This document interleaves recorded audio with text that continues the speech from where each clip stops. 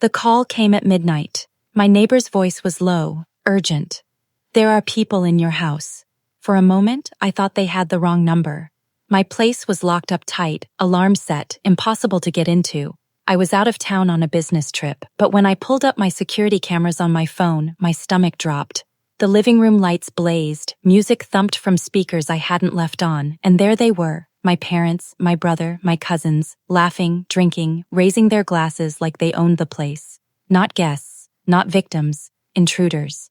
That night, something inside me went cold.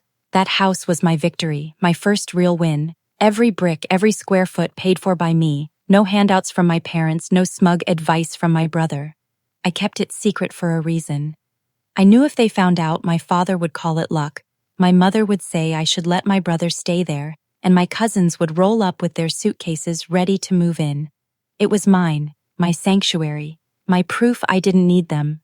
But secrets don't stay hidden in a family like mine. They poke, they pry, they sniff out your happiness until they ruin it. Looking back, I should have noticed the hints.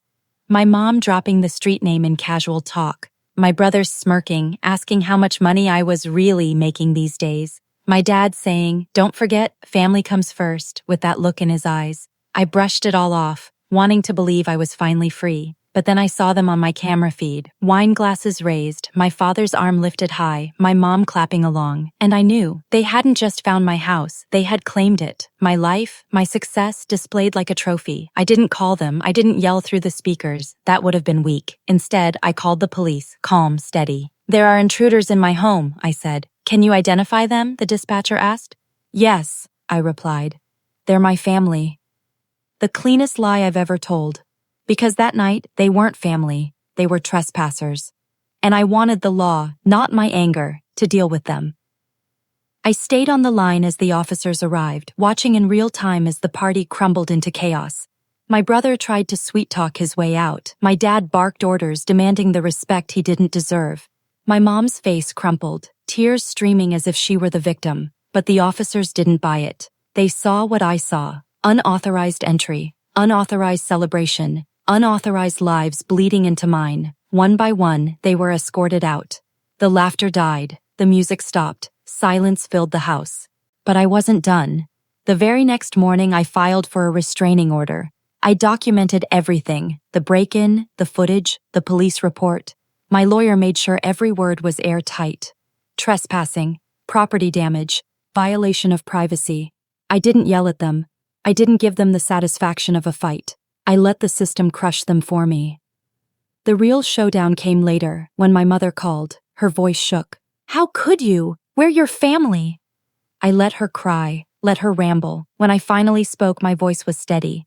"You broke into my house. You turned it into a stage for your arrogance. You thought I'd just roll over like always, but not this time," she whispered. "We just wanted to—" I cut her off. "No, you wanted to take what wasn't yours. You wanted to humiliate me in the one place I had peace. You thought blood gave you permission. It doesn't. Not anymore." Silence. Then a sob, broken and raw. That was the sound of control slipping out of her hands. The restraining order held. They learned quickly that crossing me now came with consequences. At family gatherings, the whispers shifted. No longer mocking me, now warning each other. And me?